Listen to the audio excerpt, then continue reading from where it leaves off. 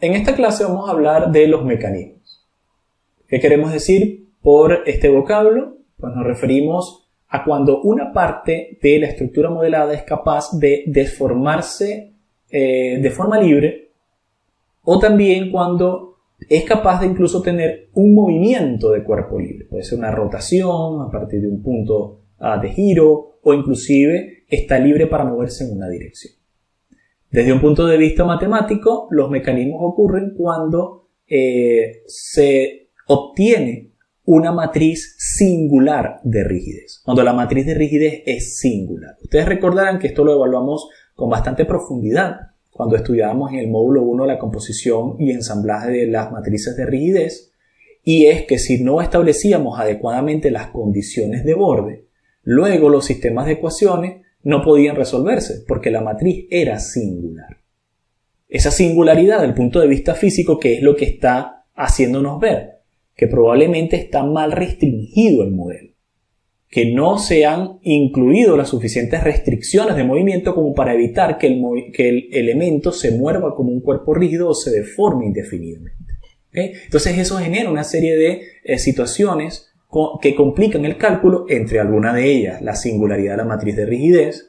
Vamos a ver que inclusive si introducimos mal los materiales podría afectar la diagonal de la propia matriz de rigidez, aunque no la haga digamos singular, la hace cero, entonces tenemos un problema igualmente para solucionar los sistemas de ecuaciones. En fin, ¿no? La cuestión es que la manera en que yo introduzco las condiciones de borde de mi problema van a afectar la solución del mismo.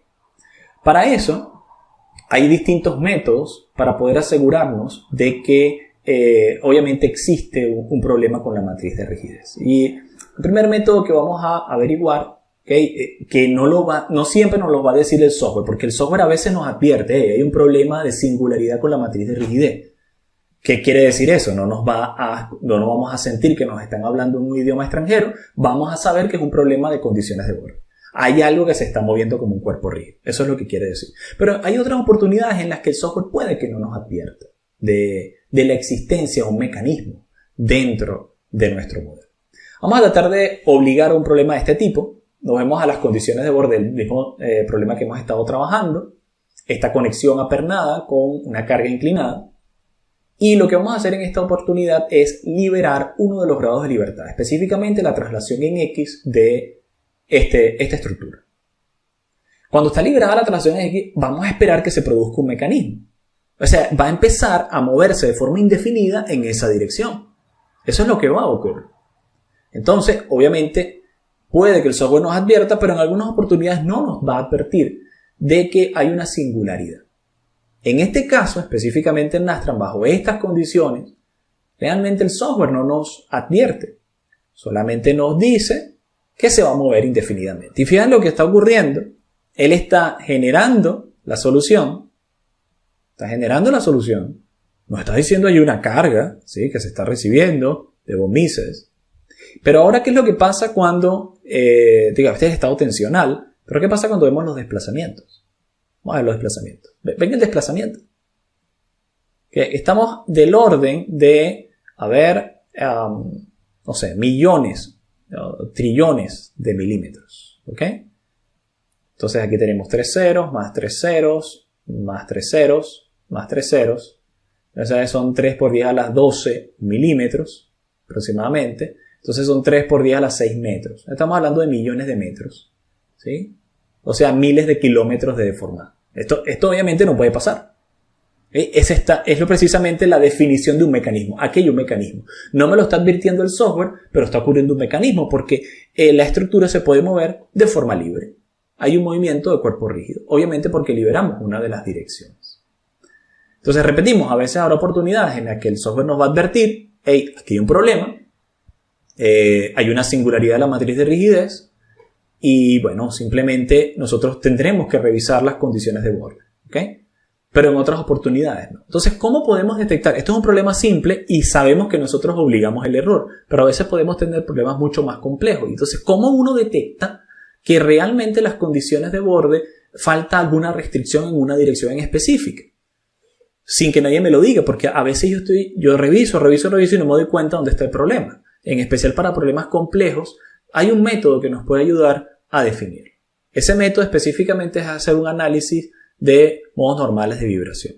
En este caso no vamos a profundizar en el estudio de los modos normales, solamente lo vamos a ver como una herramienta para verificar las condiciones de borde, porque en el siguiente módulo vamos a profundizar en distintos tipos de análisis, lo que incluye modos normales o de autovalores, modos o análisis de pandeo, lineal, análisis no lineales, análisis de frecuencia, análisis transitorios. Entonces, lo que tiene que ver con la definición lógica y matemática y las ecuaciones que solucionan estos distintos tipos de análisis lo veremos más adelante. En este momento solo haremos un pequeño paréntesis para ver cómo de forma utilitaria podemos terminar haciendo uso de un análisis modal para identificar una falta de restricción en nuestro sistema.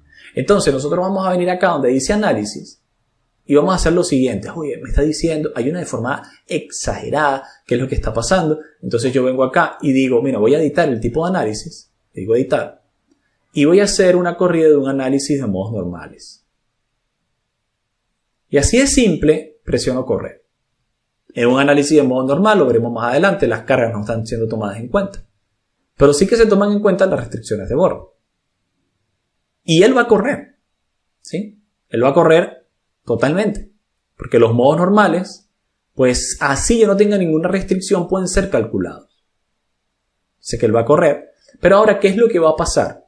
Cuando hacemos un estudio de modos normales de vibración, la característica que nos interesa de este estudio es que cuando hay un movimiento de cuerpo rígido o hay un movimiento libre, entonces la frecuencia de ese modo tiende a ser cero.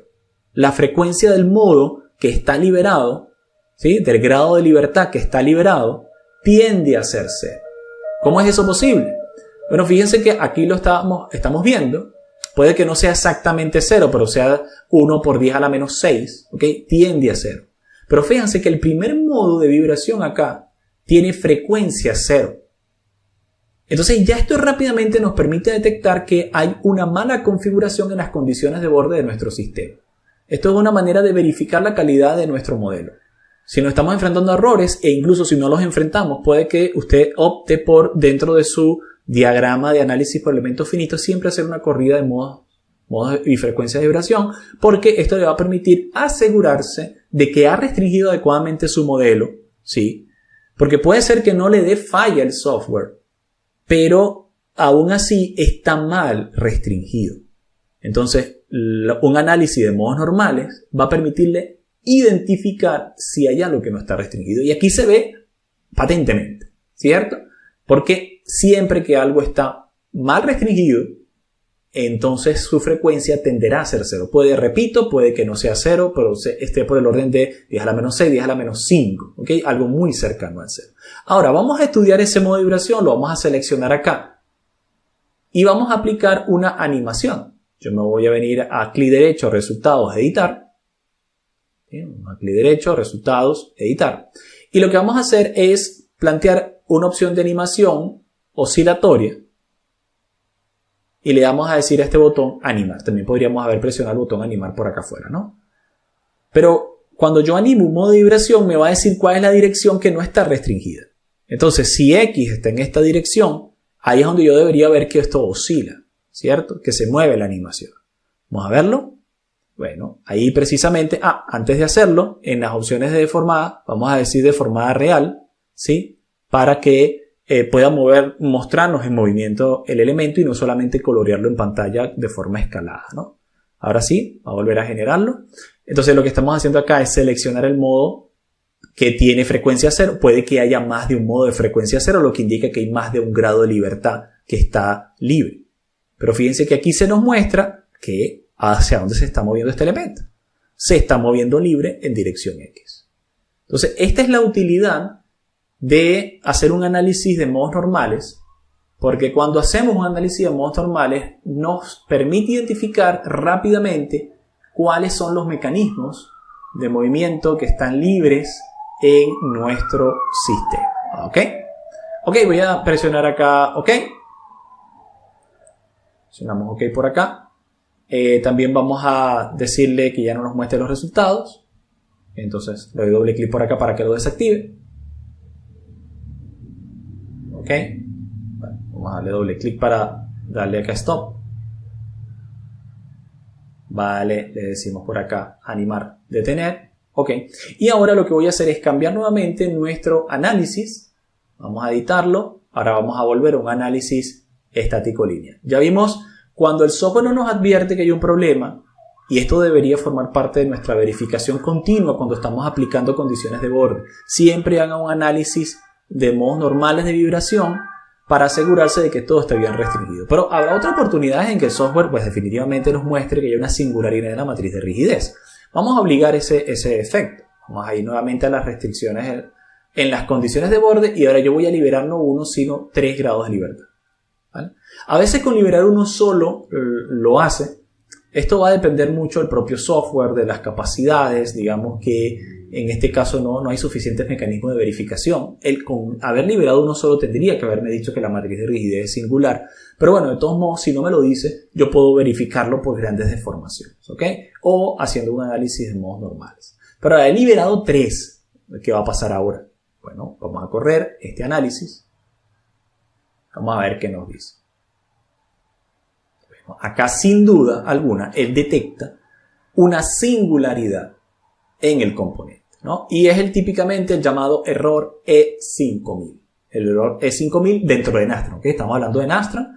Cosas parecidas podríamos obtener en Abaqus y en ANSYS. Pero en el caso de Nastran, si nosotros verificamos este error, fíjense que esta ayuda, nos dice la ayuda de Nastran, que ha sido detectada una singularidad en la matriz de rigidez. Ha sido detectada una singularidad en la matriz de rigidez. Entonces repetimos, ustedes quizás se enfrenten a este error, él no les está diciendo automáticamente, hey, tus condiciones de borde son erróneas. No se los está diciendo. ¿Okay? Solamente le está diciendo que hay una singularidad en la matriz de rigidez. Entonces nosotros sabemos, porque ya lo aprendimos en el módulo 1, el programar los elementos finitos, que estas singularidades matemáticas ocurren cuando no anulamos adecuadamente las columnas y las filas de la matriz de rigidez lo suficiente como para representar que el cuerpo no se mueva. Entonces hay un modo de vibración que está dando 0 en su frecuencia. ¿Okay?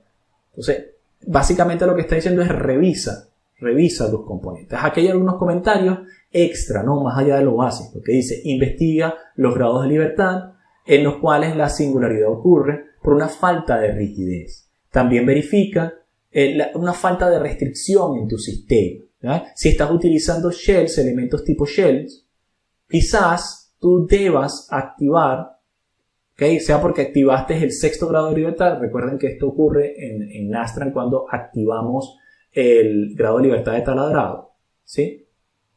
Que los valores están pasando por encima de lo permisible. Entonces ubica ese grado de libertad que no está siendo tomado en cuenta, ¿okay? Estas son algunas opciones, puede haber muchas otras opciones, ¿no? Que generen una irregularidad en la matriz de rigidez. Vamos a volver al modelo y veamos que esta no es la única razón por la que ustedes van a poder conseguir irregularidades en la matriz de rigidez. Otra razón por la que podemos conseguir una irregularidad es porque hay una discontinuidad en la estructura, hay algún nodo que no está conectado, hay incompatibilidad de grados de libertad. Por ejemplo, estamos trabajando un elemento shell, se lo había mencionado ya anteriormente, y luego tenemos un elemento unidimensional que tiene 6 grados de libertad por nodo, mientras que los elementos shell típicamente tienen 5, entonces ese 6º grado de libertad de conexión entre uno y otro tipo de elemento genera una singularidad. Eso también puede ser una razón por la que no se esté solucionando el problema. ¿Ok? Ahora, en este caso, yo voy a volver a activar todo esto y vamos a mostrarle una razón más por la que podemos incurrir en mecanismos. Es una deformación descontrolada dentro de nuestro sistema. Una de esas es, y es muy típica, que hemos introducido de forma errónea los valores de los materiales. Acá, por ejemplo, estamos trabajando con un acero típico ACTM A36, ¿sí? Donde nos está diciendo 2 por 10 a la 5 megapascales en el módulo de Young, ¿ok? El módulo de elasticidad. Pero si yo incurro en una elasticidad muy pequeña, eso también va a generar un problema en el ensamblaje de la matriz de rigidez, porque hace que todos los componentes de la matriz de rigidez, especialmente los componentes diagonales, se vuelvan 0. Porque en un análisis estático lineal, el E multiplica todos esos componentes de la diagonal Y si este E tiende a 0, entonces la diagonal de la matriz de rigidez se vuelve 0. Vamos a obligarlo. Yo le voy a decir que en vez de ser por 10 a la 5, sea por 10 a la menos 100. Imagínense, eso es algo muy pequeño. Es prácticamente 0. ¿Cierto? Ahora, ¿qué pasa si yo corro este análisis? ¿Qué es lo que está pasando? Se va a generar un mecanismo o me va a dar una advertencia. Y la advertencia es ahora la de 5000, donde me está diciendo, mira, no es posible que tengamos una matriz de rigidez cuando todos los elementos de la diagonal de la matriz de rigidez son 0. Claro, esto ocurre porque yo estoy haciendo que el E, que es el módulo de elasticidad, sea 0, que se multiplica por el área, por la inercia, por todo lo que ustedes quieran en el caso del cálculo de la matriz de rigidez de elementos unidimensionales y bidimensionales hasta tridimensionales. Entonces, obviamente esto está generando que tenga una matriz 0. Es una solución trivial, no es posible solucionar. ¿Ok? Entonces, ¿qué me dice? Verifica los materiales y las propiedades, que sean reales y positivas, porque también esto es otro punto, que sean negativos o imaginarios. Eso también daría un problema. Y si estás utilizando elementos tipo shell, asegúrate de que no tienen un espesor 0. Obvio, ¿verdad? Ok, entonces esta es otra razón por la que puede producirse una irregularidad. Otra manera en la que se puede producir una irregularidad o un mecanismo, ¿sí? Además de las condiciones de borde, vamos a regresar esto a las 5, es que tengamos una carga muy grande en comparación con la rigidez actual. O sea, vamos a suponer que hemos recuperado la rigidez. Que me equivoqué, metí las unidades incorrectas, ¿sí? Entonces, claro, ya mejoré el material, lo corregí. Pero vamos a suponer que no me equivoqué introduciendo las configuraciones del material, sino que me equivoqué introduciendo la carga. En lugar de colocar 1 por 10 a la 5, voy a colocar ahora 1 por 10 a la 100. Igual por acá, menos 1 por 10 a la 100. Es decir, esto es una carga muy, muy grande, ¿cierto? Si nosotros ahora intentamos correrlo, vamos a incurrir en otro tipo de inestabilidad, que también produce un mecanismo. Y es la llamada inestabilidad T0 o 2002. ¿Qué quiere decir esto? Bueno, vamos a dejar que termine de ejecutarse. Pero acá prácticamente lo que me está diciendo es que, digamos, el campo de desplazamiento es exagerado, ¿sí? Demasiado, se está desplazando demasiado, ¿ok? Entonces, en este campo, probablemente está diciendo que entre los datos de entrada de las propiedades o de configuración del modelo, el bulk data es la configuración general del modelo, hay un valor inválido que puede ser causado por uno de los siguientes: un entero que fue especificado como un número real o un número real que fue especificado como una sintaxis inválida. Sí, ¿eso es lo que está ocurriendo realmente aquí? No, pero sí que en el bulk, en la definición, hay un problema. Y es que él tiende a ser infinita en su verificación de deformada inicial. Nosotros vamos un poco más arriba. Vamos a ir nuevamente a Nastran Output. Vamos a empezar a ver por acá arriba. Acá vamos a ver que él hace una pequeña verificación de deformaciones y tiende a ser infinito porque la carga es súper grande. ¿Ok? Es por 4.7 por 10 a la 33 la deformación que está obteniendo en este caso. Entonces, claro, él tiende a pensar aquí hay un problema. Y el problema, esto está tendiendo al infinito, es porque la rigidez relativa con la carga aplicada, que es exagerada, es insuficiente. Y genera, entre cierto momento, un mecanismo, ¿no? ¿Cómo corregirlo? Hay que verificar la carga aplicada. No siempre el software nos va a decir lo que está ocurriendo, así que por eso les estoy mostrando, ¿no?, distintas maneras, ¿no?, de llevarlo a la práctica. Aquí voy a colocar 1 por 10 a la 5. Vamos a ver si lo está haciendo bien ahora. Voy a volver a introducir la carga. Ahora sí la está configurando como es, adecuadamente, ¿no? Entonces, quería mostrarles a ustedes diversas razones por las que puede fallar un modelo y que esto les sirve para desarrollar criterio en las condiciones de borde. En este caso, no necesariamente un problema va a estar asociado a las condiciones de borde, a veces también está asociado a una entrada incorrecta tanto de las propiedades del material como de las cargas. Bueno, que la carga sí que vendría siendo una condición de borde. Y también les dimos una herramienta para verificarlo de forma sencilla, que es hacer un análisis de modos normales de vibración.